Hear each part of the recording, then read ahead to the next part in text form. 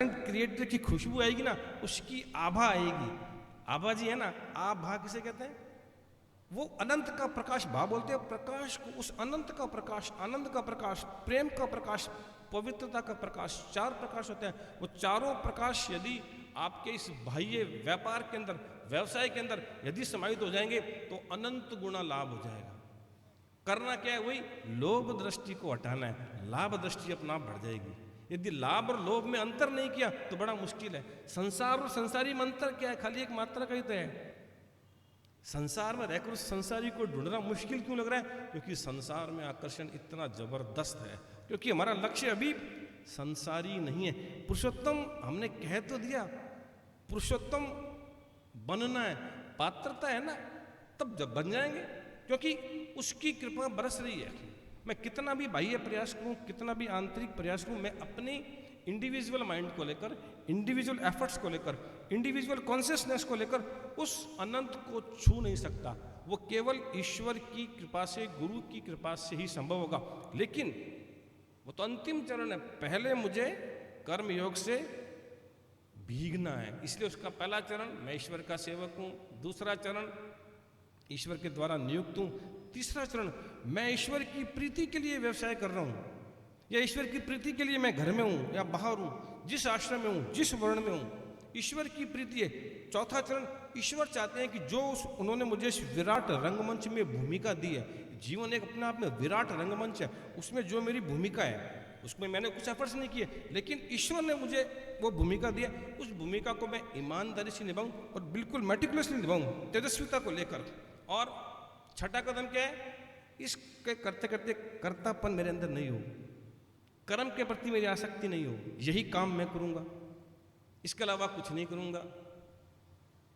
और न कर्म के प्रति आसक्ति हो, न कर्तापन के प्रति आसक्ति, और अंतिम लास्ट बट नॉट लीस्ट, ये सारा कर्म करने के बाद एक वो फल देगा ईश्वर। चाहे वो मेरा भौतिक लक्ष्य हो, चाहे मेरा आध्यात्मिक लक्ष्य हो, चाहे वो मेरा इमीडिएट गोल हो, चाहे वो मेरा अल्टीमेट गोल हो, उस फल को लेकर मैं उसका जितना जितना लोकार्पण करूंगा, जितना जितना शिवार्पण करूंगा, उतना उतना मैं पुरुषोत्तम पद के पास पहुंच जाऊंगा। क्योंकि पुरुषोत्तम पद मेरे बाहर है या मेरे अंदर है? वो जो ईश्वर है, वो जो ब्रह्म है, वो मेरे बाहर है या वो अंदर है? वो जो अष्टमूर्ति की उपासना है, वो मेरे अंदर है या मेरे बाहर है? अंदर और बाहर को के भेद को ही तो मिटाना है, तब आसान हो जाएगा। तो पहला चरण कर्म योग, उसको हम पार कर चुके हैं, क्योंकि हम 15वें अध्याय पर चिंतन करने का साहस कर रहे हैं। अगला षटक कौन सा है? 7वें अध्याय से लेकर 12वें अध्याय तक भक्ति षटक। तो भक्ति से जो जो साधक भर गए हैं वो अपना हाथ खड़ा करें। कर्म से हमने धरती को भिगोया, पोली किया, अभी तो हम कितने पोलने हैं, कितने भरे हुए हैं उस मिठास से या खटास से। चिंतन करना, घर जाके करना चिंतन, समय मिलता नहीं आपको फिर भी करना। तो कर्म योग के पथ पर चलता चलता वो साधक अब सरलतम होता जा रहा है, अब वो सरसतम होता जा रहा है, अब सौम्यतम होता जा रहा है। अब वो कब भक्ति के मार्ग में प्रवेश करेगा पता नहीं चलेगा। भक्ति का मतलब भी क्या होता है? भर जाना। किससे भर जाना? अब मैं उसकी कृपा से सब कुछ मेरा चल रहा है। अब यहां जो हमारा विषय है वो तीसरा है, ज्ञान षटक। तो ये जो 15वां अध्याय है, 15वें अध्याय की नींव है 14वां अध्याय। 14वें अध्याय का क्या नाम है? गुणत्रय विभाग योग। तीनों गुण से पार होने की क्षमता जिस साधक में आ गई है, जो गुणातीत होने के पथ पर बढ़ रहा है, ऐसे साधक के लिए भगवान गीता के 14वें अध्याय के अंतिम श्लोक में, अब देखिए 15वां अध्याय हम करना चाह रहे हैं, तो जब तक 14वें अध्याय में हमारी गति समझ सही नहीं होगी तब तक 15वां अध्याय ऊपर ऊपर से समझ में आएगा। 15वें अध्याय शुरू होते पहला कौन सा श्लोक है? 14वें अध्याय के अंतिम श्लोक में भगवान क्या कह रहे हैं? ये जो ब्रह्म है और उस ब्रह्म की प्राप्ति का जो साधन धर्म है, और इस साधना को करते करते जो मुझे अमृत की प्राप्ति होगी, वो तीन नहीं है, वो एक ही है। और अगर तीन है तो उन तीनों के बीच में एक एकता है। इस एकता को लेकर जो व्यक्ति जीवन जीना चाहता है उसके लिए क्या योग्यता होगी? वो पुरुषोत्तम अध्याय है। तब उर्दू मूलतः हमने उर्दू शब्द को समझने का, तब मेरी साधना, मैंने कितने साल कर्मयोग की साधना की, फिर कितने साल भक्ति योग की साधना की, अब मैं ज्ञान योग की या ध्यान योग की या प्रेम योग की, एक ही बात है। जब हम ज्ञान योग की बात करते हैं ना,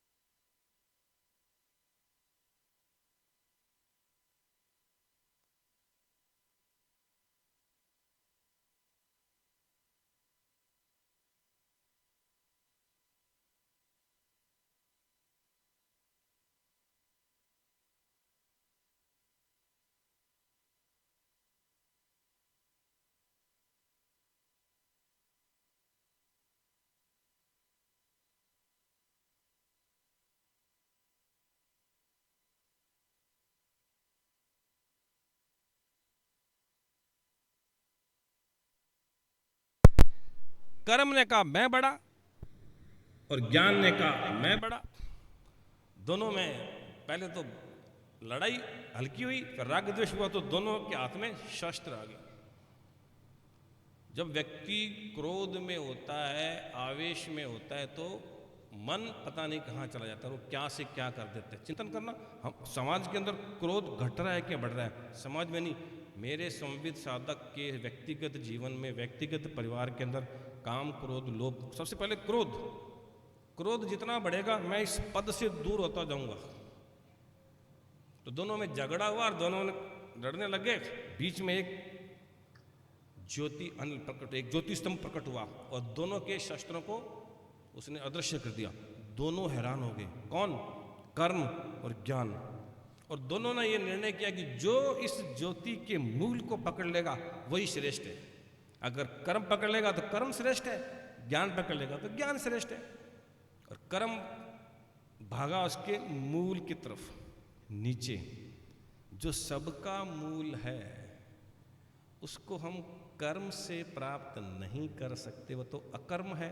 लेकिन कर्म को ओवर कॉन्फिडेंस था, मैंने इतने साल परिश्रम किया, मैं ही टॉप करूंगा। कई बार हो जाता है ना, मैं कुछ भी, भगवान कुछ और करता है। पूरा उसने प्रयास किया और नीचे गया, उसको कुछ मिला नहीं, थक हार कर वापस आ गया। उधर ज्ञान को ये कॉन्फिडेंस था कि मैं तो पिता में हूं, मैं तो कर्म का भी पिता में हूं, कर्म तो मेरे गर्भ से पैदा हुआ है। ये कहकर वो ऊपर गया, उसको भी ऊपर उस अनंत की था नहीं मिली। लेकिन वापस नीचे आते समय कुछ उसको एक अनुभूति सी हुई, उसको लगा यही सब कुछ है, उसी को लेकर वो आ गया। उधर खाली था कर्म, ज्ञान के पास कुछ था। ज्ञान ने कहा नहीं नहीं, ये देखो, ये जो मेरे हाथ में कुछ बुलबुले हैं ना, यही वो ज्योति थी, इसके अलावा हो ही नहीं सकता, क्योंकि मैं तो ज्ञानी हूं, मैंने ज्ञान से उसको पा लिया था। ये देखो, ये उसका प्रमाण है। जैसे ही उसने असत्य बोला, सुना किसने? क्योंकि उसको तो पता था ना, जो चिर ज्योति है, जो आत्म ज्योति है, जो शिव ज्योति है, जो ब्रह्म ज्योति है, वो अंदर बाहर का भेद थोड़ी मानती है। हमको उस ज्योति को प्राप्त करना है। तुरंत वो अनल प्रकट हुई और उसके अहंकार को हटाया, वापस चली गई। सार की बात क्या है? हम कर्म को जितना कामना से युक्त करेंगे, अनंत को नहीं पा सकते। हम ज्ञान को जितने अहंकार से युक्त करेंगे, अनंत को छू नहीं सकते। इसका क्या मतलब हुआ? हम अपने कर्म को कामनाओं से हटाकर कर्मयोग की साधना करें। हम अपने ज्ञान को अहंकार से हटाकर, I am not the doer, bar bar repeat हो रहा है ना, I am not the creator, I am not the knower. वो एक अनंत है, वो अनंत कृपा करके, वो माता पिता भी उसी ने दिए हैं। आपका या किसी का भी अस्तित्व उन जैविक माता पिता के बिना हो सकता था क्या? कोई ऐसा महाज्ञानी है क्या? नहीं है कोई भी। तो हमारा उनके प्रति कितना ऋण है, उसको चुकाए बिना हम पुरुषोत्तम पद की प्राप्ति कर सकते हैं क्या? और फिर आप लिस्ट बनाइए, माता पिता ने कम से कम 1008, शुभ संख्या है ना, 1008 व्यक्तियों ने, मानवीय लोगों ने आपको, हम सबको आज इस जो हमारी आज की स्थिति है वहां तक लाने में उन सब का पसीना, उन सब का आशीर्वाद है। इसके अंदर ये इन्वायरमेंट भी शामिल हो गया, अष्टमूर्ति भी शामिल होगा। आप लिस्ट बनाइए जिसको पूज्य गुरुदेव ने, पूज्य श्री ने पंच महायज्ञ में बांट दिया 5 में। उसको यदि सिस्टमेटिक तरीके से लिखेंगे तो 108 संख्या आएगी। क्या उन 108 प्राणियों के प्रति प्रतिदिन मैं कुछ कर रहा हूं? ईच एंड एवरी डे यज्ञो दानम तपश्चर्या पावनानी मनीषी नाम। प्रतिदिन यज्ञ करना है, साल में एक बार नहीं, प्रतिदिन दान करना है। होली दिवाली नहीं, प्रतिदिन तप करना है। भोजन की तरह है ना। हमारे सनातन संस्कृति की आत्मा सत्संग है। ये विमर्श है, ये जो चिंतन जो हम कर रहे हैं, ये कब कर रहे हैं? घर के अंदर कब करते हैं? महीने में एक दिन। तो भोजन महीने में एक दिन करके देखो तो मालूम चल जाएगा। इसका मतलब हमने सत्संग को, विमर्श को, स्वाध्याय को कितनी वैल्यू दी है। कभी मन, हम संविद साधक हैं, श्रेष्ठ संविद साधक हैं, तो हमको ऐसा नहीं करना चाहिए। तो कर्म जितना हम कामना से रहित करेंगे, जो उस कर्म को करते करते भक्ति के मार्ग पर चलते चलते जो ज्ञान की कुछ बूंदें हमारे हृदय में आएंगी, उसको लेकर यदि हम जितना अपने अहंकार को कम करते हुए जिएंगे, तत्क्षण हमारी आत्म ज्योति उस ब्रह्म ज्योति से एकम एक हो जाएगी। यही जीवन का लक्ष्य है। और तब हमको पता ही नहीं चलेगा कि हमने कब उस पुरुषोत्तम पद की प्राप्ति कर ली है। और उस पुरुषोत्तम पद को, पुरुषोत्तम तो उड़ीक रहा है। पूज्य गुरुदेव कहते थे, he is ईगरली waiting for us. वो अनंत, वो पुरुषोत्तम हमारा बेसब्री से इंतजार कर रहा है। कोई एक निश्चल तन, अनटचेबल, जिसको आज तक किसी ने स्पर्श नहीं किया। कोई एक निश्चल मन, जिसके अंदर आज तक राग द्वेष नहीं आया। कोई एक निश्चल घर। इसलिए मैंने कल भी निवेदन कर दिया था, मैं तो धिंगाणी बोल देता हूँ कई बार भावों में भरकर। कोई एक साधक तो कहना, हाँ मेरा घर निश्चल है, मेरा मन निश्चल है, मेरा धन का यदि हमने 10% विनियोग सुपात्र लोगों में किया, जितेंद्र जी आपका व्यवसाय 10 गुना हो जाएगा। किसी का भी, आपका नहीं। जो कुछ भी मैंने मेहनत और ईमानदारी से कमाया, चाहे वो 10 करोड़ है, चाहे वो 10 अरब है, यदि उसका 10% मैंने सुपात्र को दिया, चाहे वो ब्राह्मण हो, क्षत्रिय हो, वैश्य हो, शूद्र हो, कोई भी हो, सुपात्र होना चाहिए।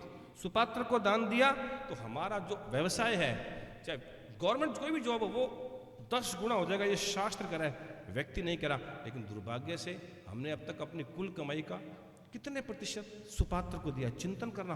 पुरुषोत्तम पद इतना मखौल भी नहीं है, इतना आसान भी नहीं है।